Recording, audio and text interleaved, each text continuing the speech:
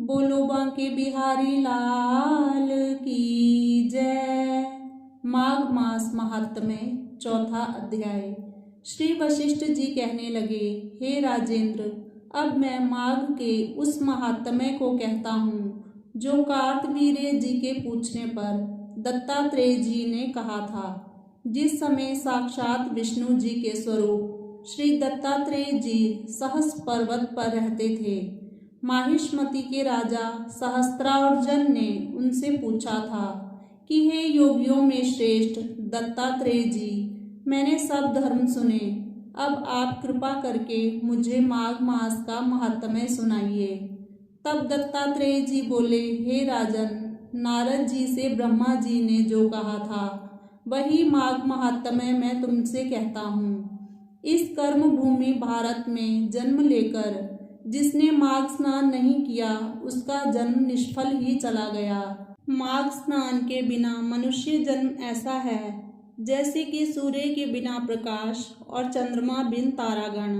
व्रत, तप तथा दान से भगवान इतने प्रसन्न नहीं होते जितने कि माघ मास के स्नान से।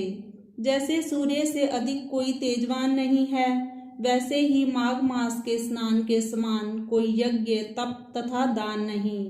भगवान की प्रसन्नता, पापों के नाश और स्वर्ग की प्राप्ति के लिए माघ स्नान अवश्य करना चाहिए। यदि यह पुष्ट शुद्ध शरीर माघ स्नान के बिना ही रह जाए तो इसकी रक्षा करने से क्या लाभ। यह शरीर हड्डियों का स्तंभ, नसों से बंधा हुआ, मांस के टुकड़ों से मड़ा, चर्म से ढका, दुर्गंधि युक्त और मलमूत्र का स्थान है। शोक, बुढ़ापा तथा आपत्तियों से पूर्ण रोग का घर, नाशवान, गंदा तथा सबका आश्रय देने वाला है। दूसरे के दुख देने से दुखी, ईर्ष्या करने वाला है, लालची, कृतघ्न तथा नाशवान है। दुख से भरा हुआ, दुख को धारण करने वाला, दुष्ट, इन तीनों दोषों से भरा हुआ और अपवित्र है।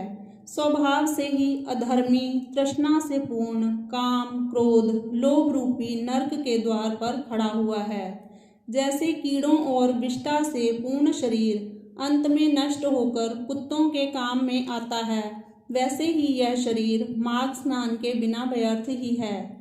जल में बुलबुले की भांति और तुच्छ जंतुओं में मक्खी के समान यह शरीर माघ मास के स्नान के बिना मरण समान है। भगवान विष्णु की पूजा न करने वाला ब्राह्मण, बिना दक्षिणा के श्राद्ध, ब्राह्मण रहित क्षेत्र, आचार रहित कुल, यह सब निष्फल हैं।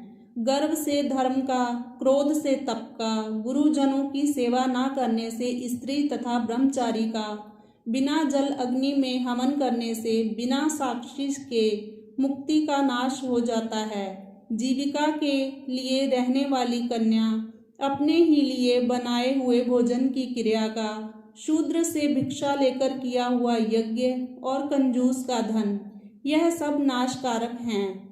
बिना अभ्यास और आलस्य युक्त विद्या, असत्य वाणी, विरोध करने वाला राजा, जीविका के लिए की गई तीर्थ यात्रा तथा व्रत, संदेह युक्त मंत्र का जप, व्यग्र चित्त होकर जप करना, वेद ना जानने वाले को दान देना, संसार में नास्तिक मत ग्रहण करना, श्रद्धा के बिना धार्मिक कार्य करना, यह सब व्यर्थ हैं।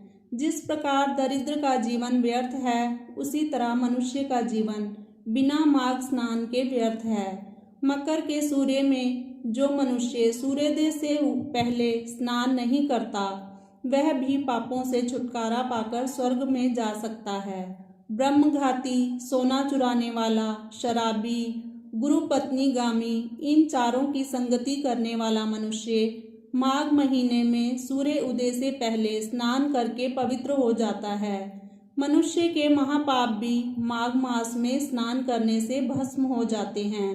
माघ स्नान का समय आने पर सब पाप यह जानकर कांपने लगते हैं कि जल में स्नान करने से हमारा नाश हो जाएगा। मेघों से मुक्ति पाकर चंद्रमा के चमकने की तरह श्रेष्ठ मनुष्य माघ स्नान से अग्नि के समान प्रकाशमान हो जाते हैं। वाणी, मन तथा कर्म से किए हुए सभी महापाप मकर के सूर्य में स्नान मात्र से ही अग्नि में ईंधन की तरह नष्ट हो जाते हैं। सज्जन पुरुष माघ स्नान से स्वर्ग में जाते हैं तथा पापी लोग पवित्र हो जाते हैं। हे नराधिप, इसमें कुछ भी संदेह नहीं करना चाहिए। हे राजन, विष्णु भक्ति करने की भांति पाप नाश करने के लिए माघ स्नान करने का भी सबको अधिकार है। यही सबसे बड़ा तप और प्रायश्चित है। प्रायः जिस तरह जन्म जन्मांतर के अभ्यास से आध्यात्मिक ज्ञान की वृद्धि होती है, उसी प्रकार माघ स्नान में भी मानव की रुचि उत्पन्न होती है। यह संसार रूपी कीचड़ धोने को पवित्र वस्तु है। हे राजन, जो सब इच्छाओं का फल देने वाले माघ स्नान को नहीं करते, वे चंद्र और सूर्य के समान भोग को कैसे भोग सकते हैं।